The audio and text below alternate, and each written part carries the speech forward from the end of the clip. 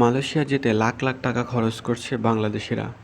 কেউ জমি বিক্রি করছে, কেউ ঋণ নিচ্ছে, আবার কেউ পরিবারের ভবিষ্যতের আশায় বিদেশ পাড়ি জমাচ্ছে।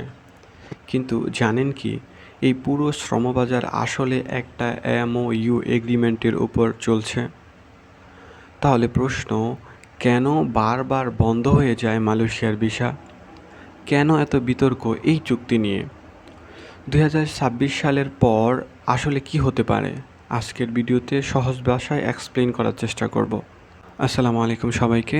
আজকে আমরা কথা বলবো বাংলাদেশ মালয়েশিয়া এমওইউ নিয়ে। প্রথমে জানতে হবে এমওইউ মানে কি। এমওইউর পূর্ণরূপ হলো মেমোরান্ডাম অফ আন্ডারস্ট্যান্ডিং, অর্থাৎ সমঝোতার স্মারক।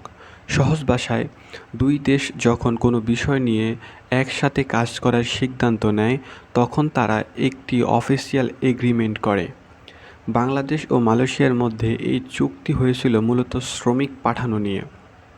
কারণ একসময় মালয়েশিয়ার শ্রমবাজারে অনেক সমস্যা দেখা দেয়। অনেক মানুষ অভিযোগ করেন, কেউ অতিরিক্ত টাকা নিচ্ছে, কেউ ফ্যাক প্রমিস করতেছে, কেউ মিথ্যে আশ্বাস দিতেছে, আবার কেউ মালয়েশিয়ায় গিয়েও ঠিক মতো কাজ পাচ্ছেন না। বাংলাদেশে এজেন্সিরা বলতেছেন একরকম কাজ দিবে, কিন্তু মালয়েশিয়া যাওয়ার পর সে তার ইচ্ছে মতো কাজ করতে পারতেছেন না। অর্থাৎ এজেন্সির সাথে যে কাজ সে ঠিক করে গেছে, মালয়েশিয়া দিয়ে দেখে যে সেই এজেন্সি তাকে সেই কাজ দেয় নেই। এই পরিস্থিতি নিয়ন্ত্রণ করার জন্য দুই দেশ কয়েকবার এমওইউ সই করেন। 2016 সালে G2G প্লাস সিস্টেম চালু হয়। G2G প্লাস সিস্টেম মানে গভর্নর টু গভর্নর, মানে সরকার থেকে সরকার। পরে 2021 সালে আবার নতুন চুক্তি করা হয়। এই চুক্তির মূল উদ্দেশ্য ছিল বৈধভাবে কর্মী পাঠানো, ওয়ার্কার সেফটি, রিক্রুটমেন্ট প্রসেস এবং রেমিটেন্স ইনক্রিজ করা।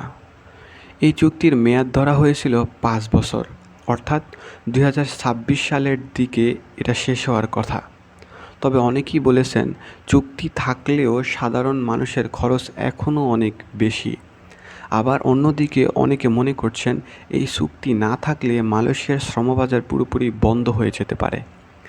বর্তমানে দুই দেশের মধ্যে আবারও আলোচনা চলছে যে মালয়েশিয়ান ভিসা খুলবে কি খুলবে না। ভবিষ্যতে নতুন নিয়ম বা এগ্রিমেন্ট আসতে পারে, তবে এখনও মালয়েশিয়ান ভিসা পুরোপুরি খুলে দেওয়া হয়নি। কারণ বিদেশে যাওয়ার জন্য শুধু একটি চাকরি না, একটা হাজারো পরিবারের স্বপ্ন। তো আপনি কি মনে করেন, মালয়েশিয়ার শ্রমবাজার আরও ট্রান্সপারেন্ট হওয়া দরকার কি না? কমেন্টে অবশ্যই জানাবেন।